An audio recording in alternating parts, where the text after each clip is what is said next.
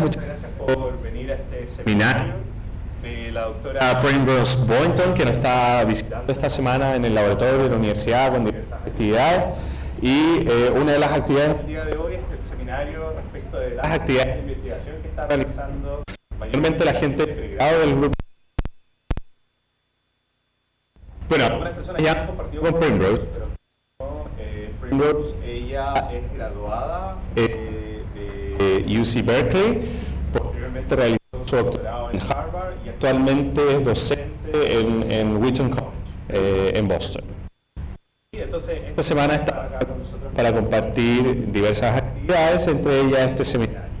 So, Primrose, thank you very much for being here. Sorry for all the activities and the busy agenda, but it's good fun. Later on, we'll see the pictures of everything that you've done this week, right? So, the stage is all yours, and thank you very much. Thank you so much. Can I stand up here? Yeah, this is good. Hi, everyone. Thank you so much. I am so happy to be here, and I want to thank Francisco and everyone who made my invitation possible, because while he's correct that the schedule has been very busy, it's been so wonderful to see you and to work with you and to interact with you as you tell me about your work. So thank you so much.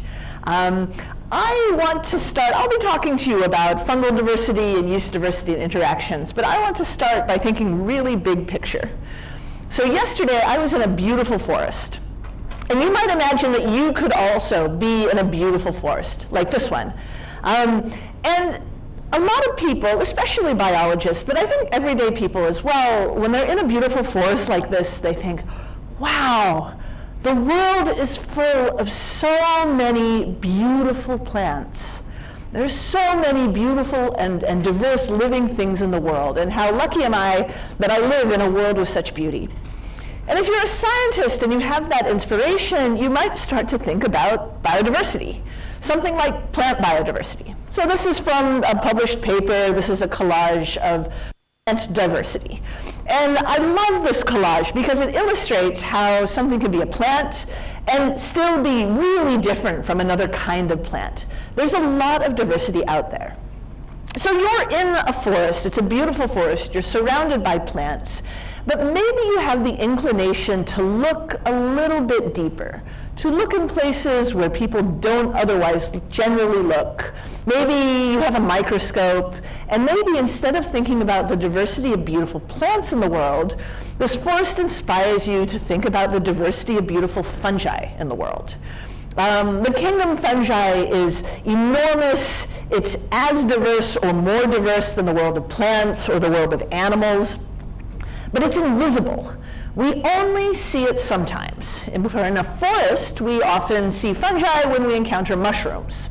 But for the most part, we don't think about this diversity, even though it is so enormous. And most fungi grow in a form like this. So these are long, thin cells. We call them filaments. A group of filaments grows as a network. We call them mycelium. And if you go into the forest and you see a mushroom, it's really these long, thin cells that have grown together, kind of all clinging together in a mushroom shape. So when you see a mushroom, I want you to think about long, thin cells like this. Most fungi grow somehow in these long, thin cells, but some fungi grow in a form like this. These are single-celled fungi, and these are yeasts. And just as there's an enormous diversity of fungi in the world, there's also an enormous diversity of yeasts. And these yeasts can come in a lot of different shapes, a lot of different sizes. Cells do chemistry, and yeast cells can do very diverse chemistry. I really like this picture. It's from a reference book, the covers of a reference book about yeasts. And it illustrates how even though all yeasts are single-celled fungi, they're so different and beautiful and diverse that you wouldn't think they're boring. So I want you to think about single-celled fungi, and I want you to remember that they are not boring. They're also very diverse in that they've evolved many times. So this is a paper from the literature where somebody just said, we're going to do a phylogeny of all the fungi, and we're going to see when yeast evolved. And these authors decided that the data we have as of today suggests that yeasts evolved at least 5 times. So there's something to this way of living. There's something to being a single-celled fungus that is somehow important, because it leads to yeast being very common and yeast being very diverse. In fact, they're so common that if you were to measure the biodiversity of a habitat, you would find that there are a lot of yeast there. This is from a review I was a part of, where my co-authors went into a database of fungal studies in temperate forests. So temperate forests include forests around here, and there are a lot of temperate forests in the northern hemisphere. They looked at everywhere somebody measured the diversity of fungi in soil, and they just said, well, what percentage of those were yeasts? And in most of the places people have looked, there's quite a large percentage, something close to 10% of the fungal diversity is yeast diversity.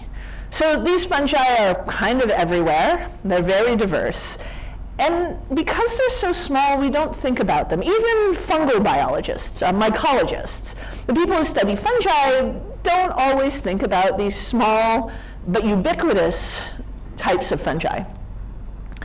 So I just showed you some data from yeast and forest habitats, and I work in forest, and I have really big, basic questions about yeasts and forests. Basic questions that you'd think we'd know the answer to, but we don't yet, including what do yeasts eat? Something very basic. And how do they interact with other living things in the forest? And so here's a picture of the forest that I work in. This forest is in North America. I'm going to talk a lot more about it soon. And here's a picture of the yeast that I work with. And I'm going to be talking a lot about this group of yeasts.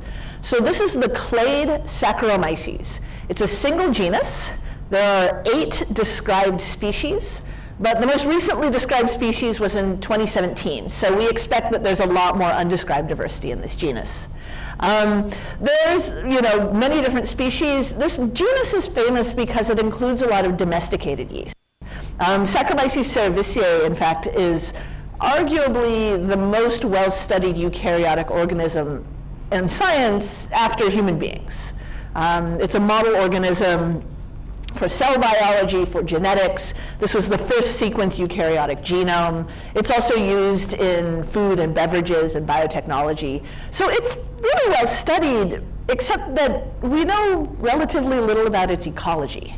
And we know little about the ecology of the other yeasts in the clade as well. There we go. And there's a funny thing about Saccharomyces.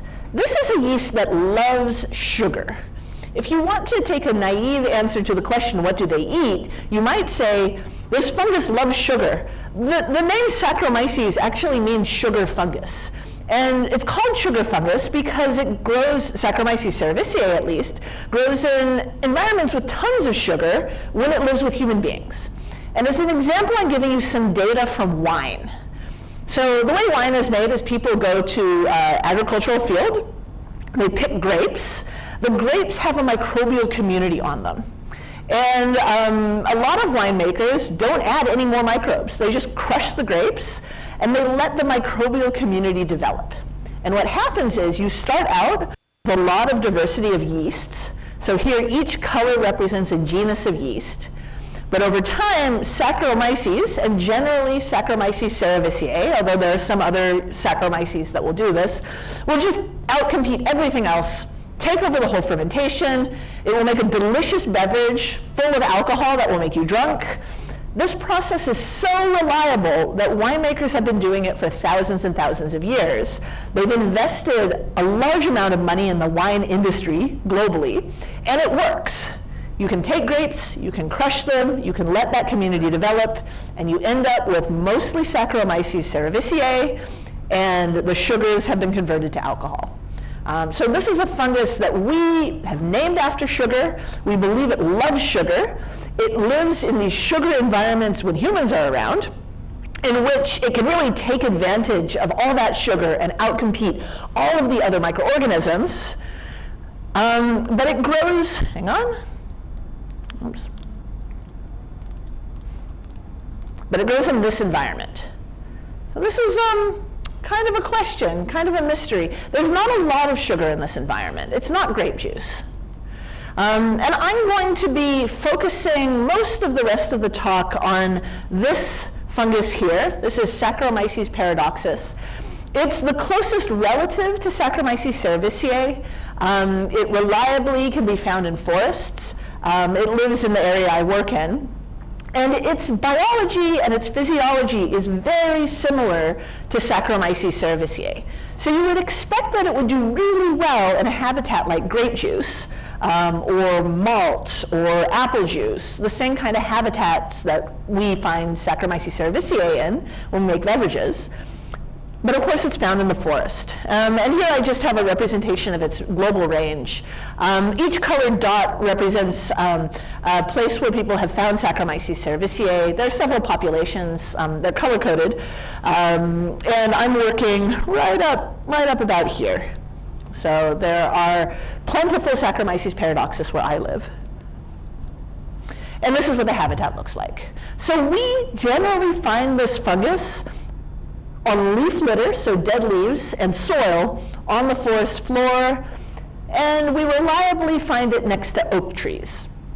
So this is the habitat that we have in mind when we think about the ecology of this fungus here, Saccharomyces paradoxus. And when we think about this habitat, we have to start thinking about its complexity. Soil in particular is very diverse and very complex. So we think about our yeast, we think, well, it lives in an environment which is, shaped by plants. Forests are full of trees. That's kind of what makes a forest.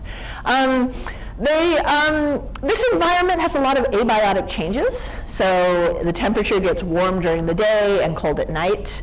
Where I live, it's very seasonal, so it gets reliably below 0 in the winter. It can reach up to 40 degrees in the summer, although generally it's about 30. So there's a lot of environmental changes. It rains, sometimes it's dry. The gas concentration in the local environment might change. There's also a lot of biotic changes and diversity and complexity. Soil is full of fungi. So we've got filamentous right here. We have other species of yeasts. We have bacteria. Perhaps we have viruses, we have invertebrates, we have the trees, we have small plants, and there's this huge, huge biodiversity. And there's a lot of potential for interacting. And I just want to give one example of a really well-studied interaction that people have found. They discovered it in Saccharomyces cerevisiae, but it seems to be an interaction you find in Saccharomyces paradoxus and in all other Saccharomyces that people have looked. And this is toxin secretion. People call these toxins killer toxins because a killer toxin can kill another yeast. And often killer toxins will kill yeast in the same species. And I'm illustrating that with this petri dish. I put a blue stain in the petri dish so you can see what's going on, but the blue stain is for visualization. And I've spread out some Saccharomyces paradoxus on this petri dish, and I put spots of different isolates of Saccharomyces cerevisiae and paradoxus on top of those colonies I spread out. And in some cases, especially with this one, but also right up here and over here, you see that there's an empty space, or a space where the colonies are very tiny. And that's because this fungus here is secreting a toxin that kills off the fungus that surrounds it. We find these in nature. Killer is at least 10% of the isolates we find, probably more because it can be difficult to detect killer. So this exists in nature, and it's very common, and it's potentially a very important interaction between individual types of yeast. So I wanted to give this an example of an interaction because from here on out, I'm going to be talking a lot about very different, diverse kinds of interactions. So here's our habitat, and just to let you know where I work in southeastern Massachusetts, which is in the northeastern United States. Our general region is called New England. And again, it's a temperate forest. Seasonal temperature variations. The forest I work in is mixed. It has a mix of hardwoods and conifers. And I work with many, many undergraduate students. So the 5 in this picture have all gone out in the forest. And they've taken samples and they've isolated Saccharomyces paradoxus from our local forest. And so we can find it pretty reliably when we sample leaf litter and soil.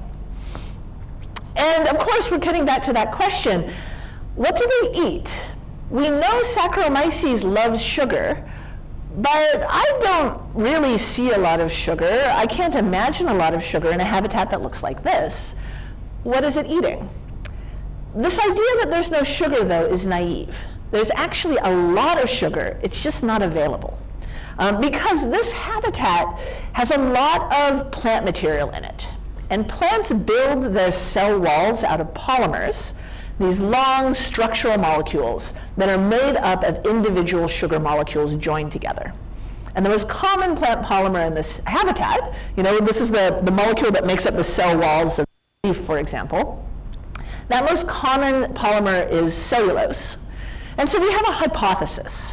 And our hypothesis is Saccharomyces can't break down cellulose. It doesn't have the enzymes. But there are a lot of other fungi that can. So I'm representing a filamentous fungus here with this cartoon, long, thin structure. And these fungi can secrete enzymes that break down cellulose into sugars. And then the fungus will eat the sugars that it's made available. What if Saccharomyces gets there first? What if it eats that monomer, that sugar molecule, before the other fungus can?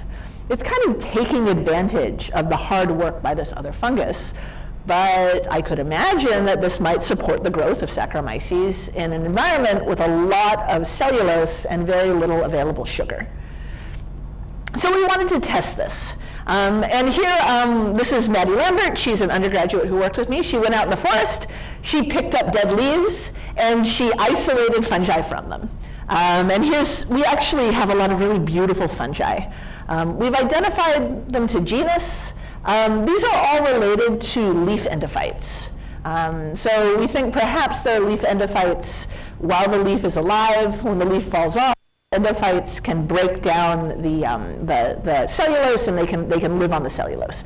All 5 of these fungi can live with cellulose as the only carbon source. So we thought, okay, perhaps these fungi can alter cellulose to enable Saccharomyces paradoxus growth. Here's some liquid. The liquid has cellulose as a carbon source. There's a little tiny bit of amino acids in there. And those amino acids can support a little tiny bit of Saccharomyces growth. And we can grow these fungi in liquid, and we can filter the fungus out to make what's called spent or conditioned medium. And this experiment was done by Samer El-Khatib. He did a really fantastic summer project just on this. So he grew these fungi, he filtered out the fungus, and then he grew Saccharomyces paradoxus in the spent medium. The fungus has altered that environment in some way, and we believe that that way might be that it broke down cellulose into sugar. So let's see what he observed. So here you're seeing Samer's data. In the control, as I said, the yeast will grow a tiny amount. So the control is blue. No fungus had preconditioned this. For 4 of our fungi, the fungus really didn't have much of an impact on Saccharomyces paradoxus growth. But for 1 of them, it had a huge impact. It really increased the number of cells that Saccharomyces paradoxus could make by a lot. And so this kind of supports our idea that these fungi are altering that cellulose, breaking it down and making sugar available for Saccharomyces paradoxus, but not all fungi. Just some of the fungi in the environment, or at least 1. Then we thought, well, let's check and see what these fungi do on glucose. Glucose is the favorite food of Saccharomyces paradoxus. It loves it. It grows a lot if you give it glucose. So we did the exact same experiment, and by we, I mean Samer. He grew these up. He always wants me to point out that these fungi also make beautiful colors. And he is a biochemistry student and is very interested in the pigments that they might produce. We haven't followed up on that, but I also think this is kind of an interesting idea. But he grew them in glucose. They make brighter colors in glucose than they do on cellulose. He filtered out the fungus. He grew the Saccharomyces paradoxus. And here's what he observed. So our control again, you see Saccharomyces paradoxus grows great. Our facilitator, which is at the end here, it didn't have an effect on Saccharomyces paradoxus. What we expected was that these fungi would eat the glucose and make less of it available for the Saccharomyces. And that's probably what happened with these three, that they ate some of the glucose, less was available for Saccharomyces paradoxus, so it grew less. We have this one outlier. This fungus really antagonized Saccharomyces paradoxus. It could hardly grow at all if in media that had this fungus growing in it. Now, we didn't see that effect on cellulose, but we see it very strongly on glucose. And we thought, if this fungus is not putting a lot of resources to making enzymes to break down cellulose, perhaps what it can do instead is make toxins. So here's that fungus. And remember, I introduced toxins earlier. I said there are yeast that can make toxins. I don't know much about the toxins that filamentous fungi make, but it's very logical that they can make toxins just like yeast can. And so a follow-up student, Taylor Pimentel, did that experiment. What she did the same media conditioning experiment that Sammer did. She grew just this fungus on glucose. She filtered it out, and then she heat treated that filtrate. And if you heat treat something with a protein in it, you can denature the protein. So she boiled it. It was very simple. She boiled it for 5 minutes. And if she boiled it, she found that this antagonist was less antagonistic. So here you're seeing that our control with no fungus, heat treating it did nothing. There's really no protein in there to denature. When we added the fungus, if we didn't heat treat it, the fungus was really antagonistic. If we heat treated it, we lost some, but not all of that antagonism. Our explanation for this is that there probably was a toxin that was secreted, but that also the fungus is consuming some of the glucose, removing some of the resources. And we're following up this experiment. I don't have data. The students who I left in the United States are doing this experiment now, where we're trying to understand how these fungi influence the concentration of glucose in these environments. So stay tuned. I hope to have an answer to you sometime soon. In the meantime, we can say it looks like heat labile toxins are somehow involved in these interactions. So we have already a lot of diversity. We have some fungi that can facilitate yeast in pretty difficult environments, other fungi that can antagonize yeast through different mechanisms in easier environments, and we've only looked at 5 fungi in addition to Saccharomyces paradoxus. So we're looking at a very complex environment with a lot of interactions. Some hurt, some help. But this is a potential mechanism by which Saccharomyces can grow and survive in this pretty difficult environment. Perhaps what it eats is the leftovers from other fungi. And how it interacts with other organisms is a lot, and in many different ways. I just want to take a small moment to say that, kind of give you some background about where I come from. I work at a college. This college has no graduate students. So our mission is really to teach undergraduates. All of the colleagues I've shown you who have been isolating fungi, doing experiments, they're undergraduates. We also introduced the yeast system into a course in which this group of students, among others, were asking their own questions, in this case about killer yeasts. So they got to pose their own questions, design their own experiments, and gather their own data.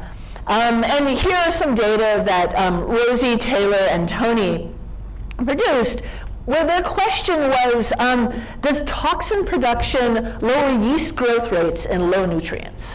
So they grew toxin-producing yeast and yeast that didn't produce the toxin with high and low nutrients. And what they found was that, well, first of all, the yeast tend to grow better if you give them a lot of food. That wasn't a surprise. But the other thing they found, and these are preliminary, and these students and I are following this up, was that in high glucose, the non-killer strains did much better, or at least did better than the killer strains did, but that the killer strains did a little bit better if you stressed them with low sugar. It was the opposite of what the students expected. And the fact that they got an answer that was the opposite of what they expected really excited them and inspired them. 2 of these students, Rosie and working with me on yeast fungal interactions in the lab now. So this is a really great opportunity to get young people involved in science very early in the process. So I showed the data I just showed you a few months ago at the Mycological Society of America's annual meeting. And right after my talk, this scientist, Samira Fatemi, tweeted this. She studies yeast that are not Saccharomyces, and she's very passionate about her yeast. And she's a bit annoyed that someone like me would come up here and say, we should think about diversity, and then just talk about Saccharomyces. And you know what? She is right. When we think about yeast diversity, we're dealing with an enormous group of fungi. There's a lot going on there. Saccharomyces is a great model organism. It's a great organism to work with, but we should be thinking about the yeast community. And in respect to Samira, I would like to show you just a little bit more data about a completely different project. So remember, yeasts are very diverse. There's a lot out there. They can look very different from one another. They can do different things. They're not all Saccharomyces. So I just want to give you a little taste of a project that I work on the yeast communities in carnivorous plants. In New England, where I live, there is a native carnivorous plant. It's beautiful. And it grows these special leaves, these modified leaves, that can trap insects. There's water in here. It's actually rainwater. The insect can fall in and drown, and the plant can get nitrogen from it. These leaves also have a microbiome. Just like you have a microbiome, just like any other large multicellular organism, they have a microbiome. And that microbiome is inside the leaf. So if you were to take some of this liquid, which again originally is from rainwater, and you were to plate it out on a petri dish with antibiotics, so you're preventing bacteria from growing, your petri dish might look like this. So there's some diversity of yeasts that are living inside these pitchers. And here's a picture of the most common yeast. It's called Candida pseudoglobosa. And it can be found, I've checked the entire range in North America. It can be found everywhere in the native range. Interestingly, it can't be found in introduced populations in Europe, because I guess it's introduced along with the host. And so one thing I was very interested in doing is I was very interested in understanding succession of yeasts or succession of fungi in these plants. When the plant first opens up, when it first develops, it's actually sealed up from the environment, and there's very little microorganisms inside. But then the leaf will and here's one that's sealed. The leaf will pop open at some point, and then it fills up with rainwater, it collects insects, there's an invertebrate community that lives in them, and it starts to get colonized by this microbiome. I was interested in succession, how that microbiome changes over time. So I went to I went to a single bog in our local area. This is where the bog is. I went to actually about 40 plants, and I just did amplicon sequencing. So I sequenced fungal ITS, or fungal-specific DNA sequences, just to see what that community would look like. And here's what my data look all pulled together. I'm not giving you a key for all the different colors. Each color is a different genus of fungus. If you like fungi, you might be interested in how many basidiomycetes and ascomycetes we found, and the answer was we mostly found ascomycetes. We did also find some basidiomycetes. What changes over time? And one thing I'd like to bring your attention to is this orangey bar, which you see starts out as, about a quarter of our sequences and becomes nearly all of them by the end of succession. And we thought, well, this is really interesting. What are the fungi in this group? And the answer is almost all of them were this guy. So here's how much of them were this guy. This is Candida pseudoglobosa, and it really is the most common fungus in these pitcher plants.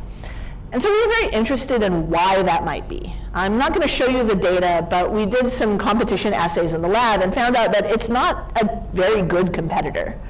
If introduced, at least in lab environments, to other yeast, it tends to be outcompeted by those other yeasts.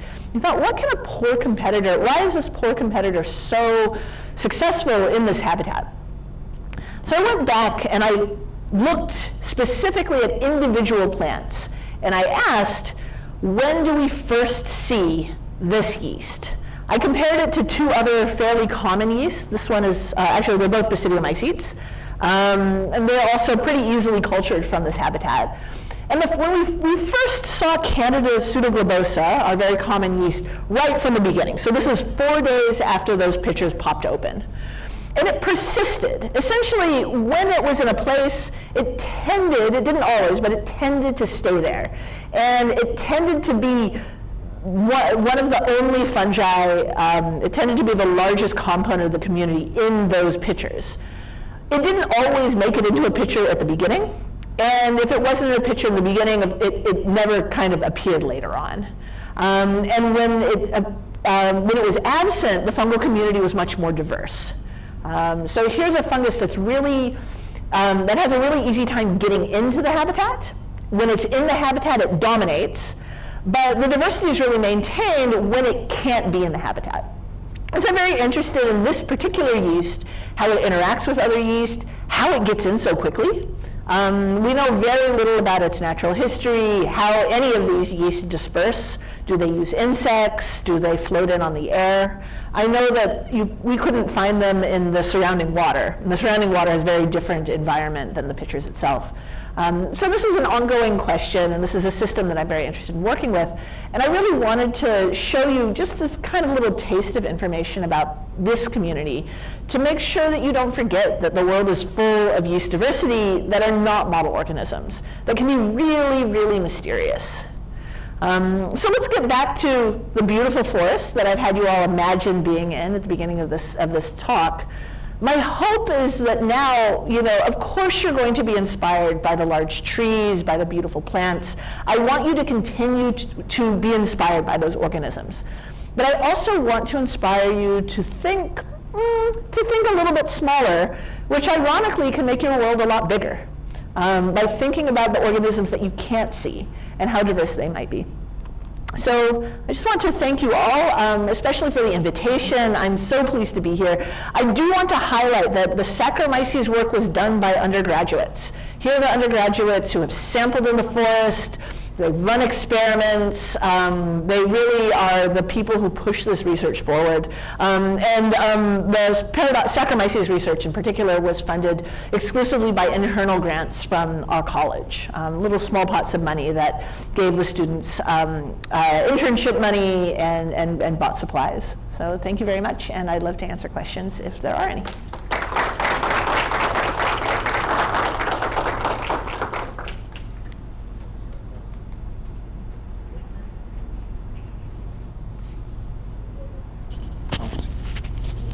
Thank you very much, Primrose, for your presentation.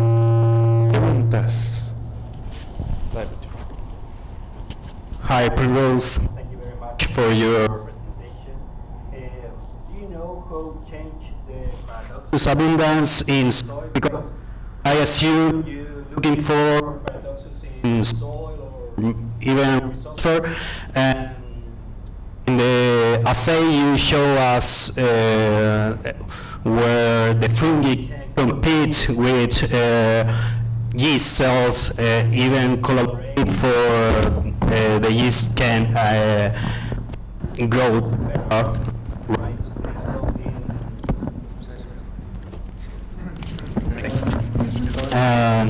Do you know how change? My actual question is how the abundance in soil in different seasons, considering that the leaf can fall in autumn and maybe the abundance of paradoxus can increase in winter or even in spring and so on. I know the answer to that question in one forest in Germany. I don't in the forest I work in. I previously worked in Germany, and I worked in another lab. There was a graduate student who went every season out to the forest to estimate the cell number, the density of paradoxus per gram of, I think, soil. And what she found was that there was different abundance in different locations, but that abundance was steady throughout the seasons, so it didn't change. There's another paper that comes out of Canada where people found that they did see changes, but the changes weren't seasonal. The changes had to do with rainfall. So if it rains, you see more paradoxus, and then if it's dry, you see less. I think the answer to your question is mysterious, and I suspect it's very different in different locations. So if you live in a place with steady rainfall, for example, which perhaps would describe the forest in Germany, perhaps that's why the student didn't see much change. I think water is probably more important than temperature, but really my assumption is based on those two studies. I have not looked at abundance in our local forest yet. And we've only sampled in the summer so far, because that's when the students are available for internships. Más preguntas.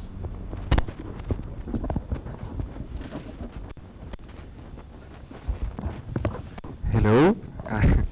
How are you? I have a question. Like, what was the thing that surprised you the most studying the Saccharomyces?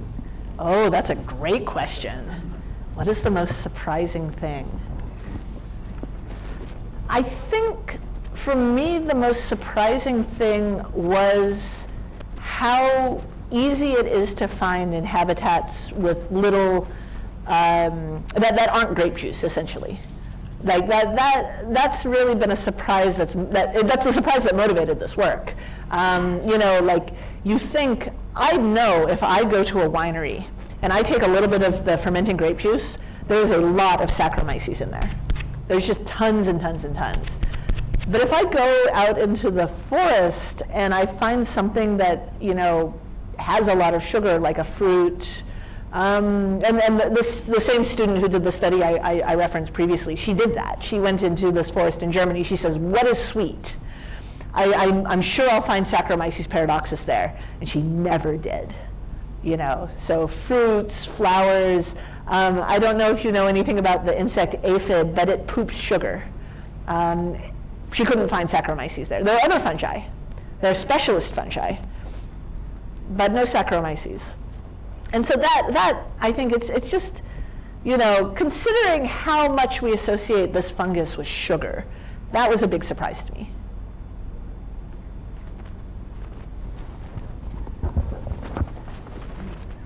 Hi, Primrose. Hi. Thinking in your killer toxin secreted by the filamentous fungi, and thinking about the strategies of the filamentous fungi eating cellulose, is like producing ROS through several enzymes. Which kind of, you measure ROS in your cultures? Wait, I mentioned... reactive species, oxygen species? I didn't mention them. Okay. I can speculate on them. Okay, but you never measured? No, I never measured. Okay, Yeah. and which kind of fungi? The white rot degradation or brown rot degradation are there? That's a great question. I don't know the answer. Okay. But I think for these groups we could look it up. Okay. Yeah, for these genera, maybe actually it's been published. So I love the idea you're going with. You're thinking maybe there's some toxin that's adding this oxygen stress somehow. Exactly. That's related to the rot. The strategy of degrading cellulose. I guess the question is, would you expect that to be inactivated by heat? Yeah, because they are enzymes. Because it's an enzyme. Yeah. Yeah, we could go back and look it up. Look up the genera. Yeah. These are those fungi are all Ascomycetes, by the way. Ascomycetes. Yeah, I don't know enough about the evolution of brown and white rot to know how common either is in the Ascomycetes. I know they're both common in the Basidiomycetes. Yeah, but I don't know. But we could look it up. Yeah, that's a great idea. Now you've given me something to think about to follow up on.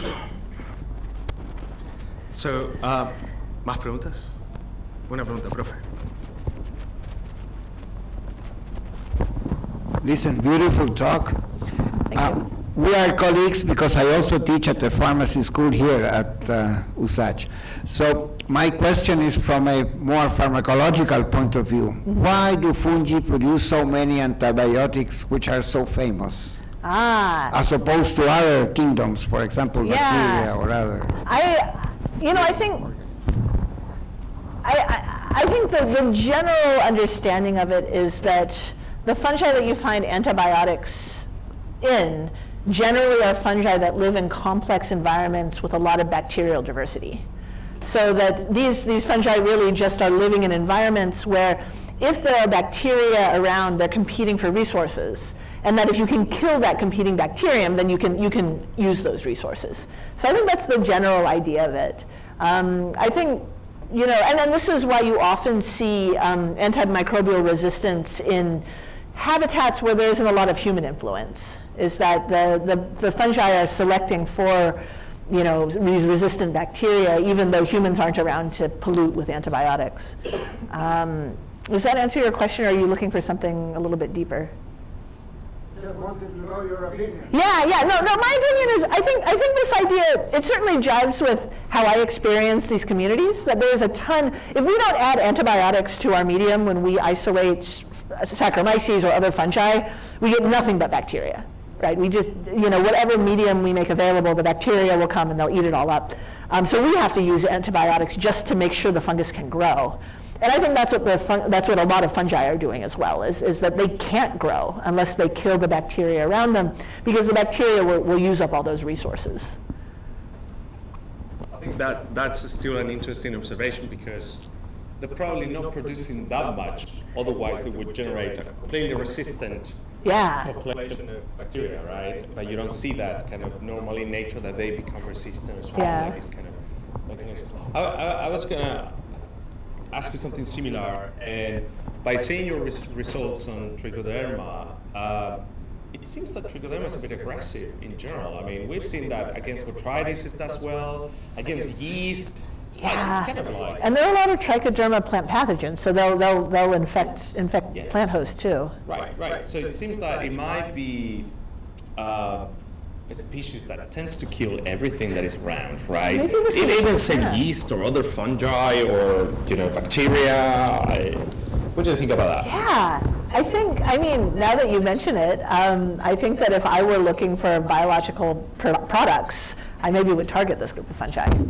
Right. I mean, there are some people looking to use it as a biological, agent to treat fungus in the against botrytis and others.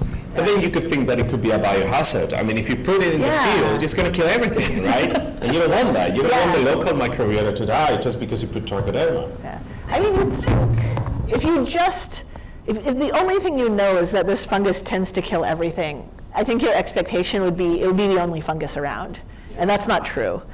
So what that tells me is it gets back to this complexity, that it kills a lot of things. It probably doesn't kill every single thing.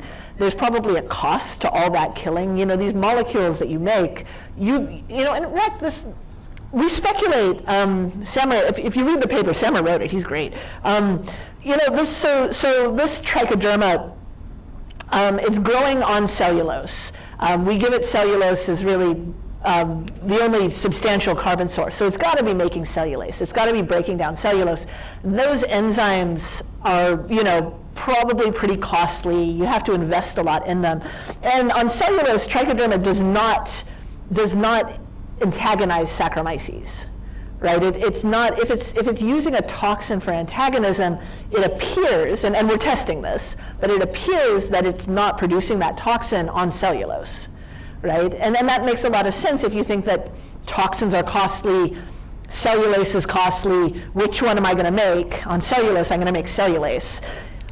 If I've got enough to eat, though, I'm going to start making that toxin. That's our explanation for this pattern. And I think that really gets at the answer to your question, is that, well, if you're happy and the world is great, you're just going to pump out all the toxins. But if you're stressed, or if you have to put resources towards one thing or another, then there's some gene regulation that is dialing it to help you be as fit as you can under the circumstances. That might mean that you turn off those toxin production genes in a more stressful or a more difficult environment where you need the resources for something else. This is our speculation. It's certainly consistent with our observations. Yeah. We're testing it now. Yeah. Más preguntas.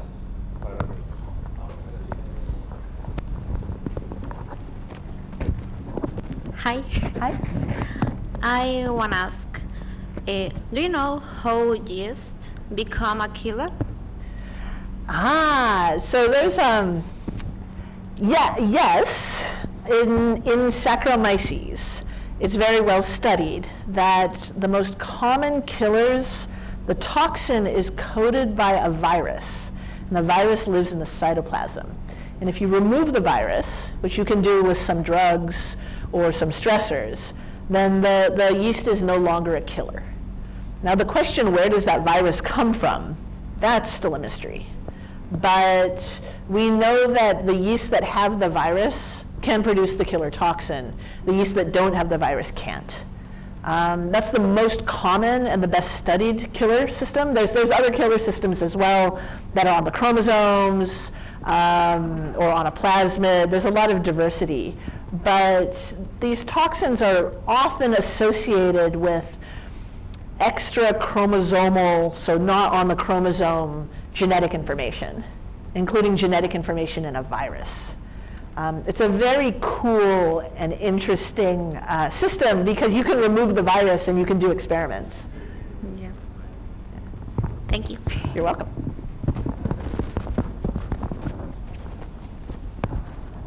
Hi. Thank you for your presentation, beautiful work. Thanks. I am the education guy, so I have the strange question. Okay. Have you seen a change in your students before your work and this investigation and after? Seen a change in what? In your students? Yes. You mean before they're involved in this project and after? Yeah. It really helps them build confidence. That's the big change I see, is that they become much more confident, and they become much more willing to kind of take responsibility. So they say, I made this decision, I decided to do this, and here's what happened. Samer, he wrote a lot of the text in the paper we ended up publishing, and I'd come to him and I'd say, let's talk about, why did you choose to write this? And he's much more willing to say, this is the reason I chose this, and I will stand by my, we can negotiate, but I will stand by this. And I really think that's a good thing for a lot of these students because they start out with very low confidence often. They've never seen this before, they've never done it before. That's one, I think, the biggest and most obvious change is that they become much more sure of themselves and much more willing to say, here's what I think. I honestly think this, and I'm willing to back it up, and I'm willing to negotiate it, of course. But here's, this is my contribution. That's one of the things that is the most rewarding about doing this work with them is that, I can say, look, this is what you did, and they said, I did do that. I'm proud of it. Thank you. Yeah. Bien, un aplauso final a Primrose. Thank you very much, Primrose.